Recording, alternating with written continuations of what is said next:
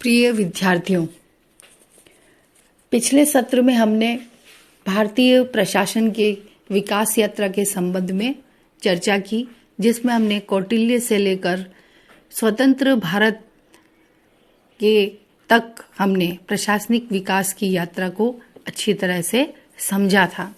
आज हम भारतीय संविधान के संदर्भ में भारतीय प्रशासनिक व्यवस्था को समझने का प्रयास करेंगे।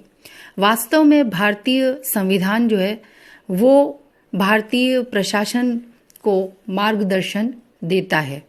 संविधान आधुनिक शासन व्यवस्थाओं की आत्मा है, जो नागरिकों की आकांक्षाओं का प्रतीक होती है और नागरिकों के अधिकारों का स्रोत भी होती है। जब 26 जनवरी 1950 को भारत का संविधान लागू हुआ था, तब प्रशासन तंत्र को मार्गदर्शन और नियंत्रण प्रदान करने का एक मुख्य साधन प्राप्त हुआ। भारत में अमेरिकी संघीय व्यवस्था की तरह केंद्र और राज्यों के पृथक पृथक संविधान नहीं है, बल्कि संपूर्ण देश का एक ही संविधान है और ये संविधान विश्व का सबसे बड़ा और विस्तृत संविधान माना जाता है।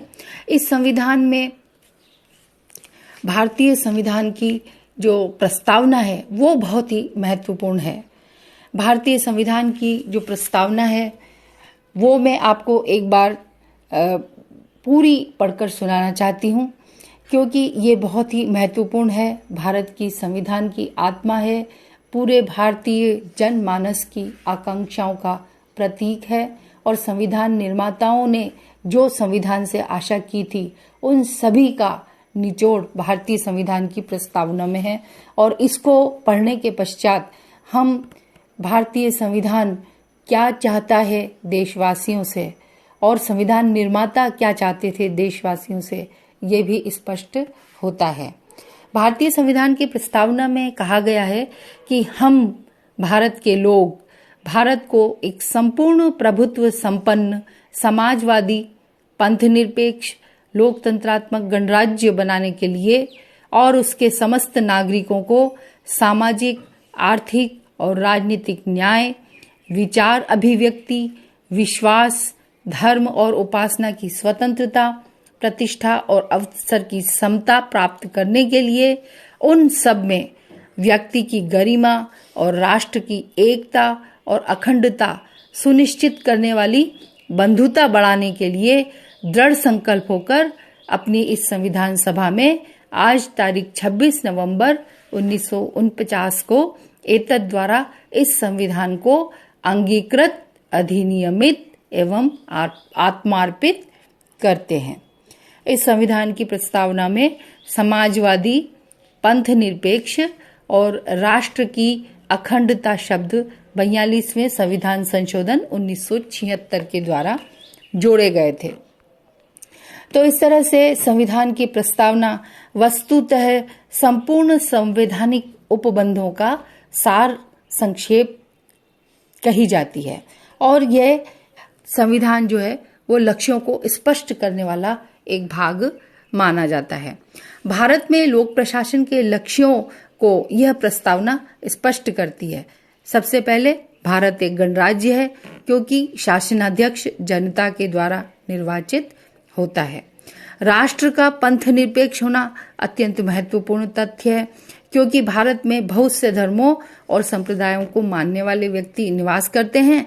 अतः राज्य किसी धर्म विशेष को पोषित या प्रोत्साहित नहीं करता है।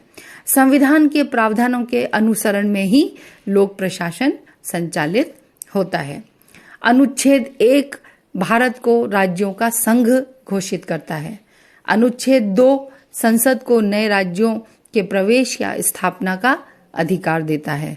अनुच्छेद 3 संसद को किसी वर्तमान राज्य से उसका प्रवेश अलग करके या दो से अधिक राज्यों को मिलाकर या किसी राज्य के भागों को मिलाकर या किसी प्रदेश को किसी राज्य के साथ मिलाकर नए राज्य के निर्माण का सीमाओं या नामों को परिवर्तन करने का अधिकार देता है।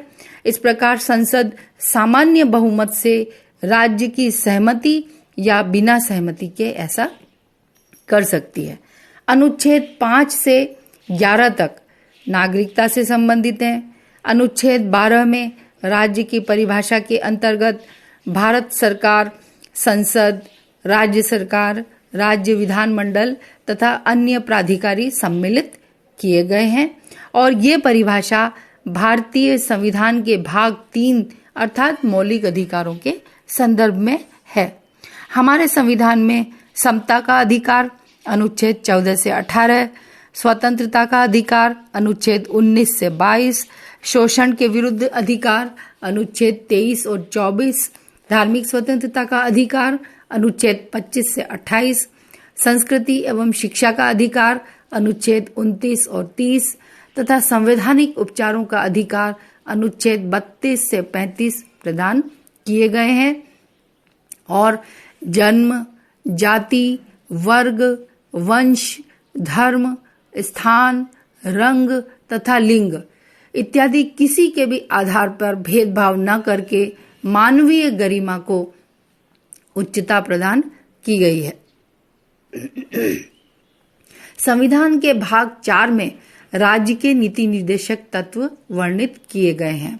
ये तत्व राज्य के लिए ऐसे लक्ष्य हैं जिन्हें लोक कल्याण की दृष्टि से पूरा करना आवश्यक है, लेकिन ये नीति निर्देशक तत्व मूल अधिकारों के समान वाद योग्य नहीं है और इन नीति निर्देशक तत्वों का वर्णन अनुच्छेद 36 से लेकर 51 संविधान के प्रावधान में किया गया है अनुच्छेद में। और सामाजिक आर्थिक न्याय की प्राप्ति, समान न्याय एवं निशुल्क विधिक सहायता, प्रबंध में श्रमिकों की सहभागिता, कार्य दशाओं में सुधार, न्यूनतम मजदूरी, आर्थिक हित संवर्धन, बालकों को की निशुल्क शिक्षा, जीवन स्तर उच्च बनाना, समान नागरिक संहिता, पर्यावरण एवं जीव संरक्षण, स्मारकों धरोहरों का संरक्षण, कार्यपालिका न्यायपालिका का पृथक्करण और अंतर्राष्ट्रीय शांति सुरक्षा इत्यादि नीति निर्देशक तत्व हैं और ये बहुत ही विस्तृत बताए गए हैं। विगत वर्षों में सरकार ने इन लक्ष्यों की प्राप्ति के लिए अनेक कार्यक्रम, कानून, नीति संचालित किए हैं और ये कार्यक्रम, कानून और नीति भारतीय प्रशासन के द्वारा ही कार्य रूप में परिणत किए जाते हैं। संविधान के 42वें संशोधन के द्वारा 1976 में भाग 4 के तथा अनुच्छेद 51 को जोड़ते हुए नागरिकों के मूल कर्तव्यों का वर्णन किया गया है। इसके अतिरिक्त पिछड़े वर्गों को विधानमंडलों एवं लोक सेवाओं में आरक्षण प्रदान करके सामाजिक न्याय की प्राप्ति का भी प्रयास किया गया है। Thank you very much. Keep learning, keep growing.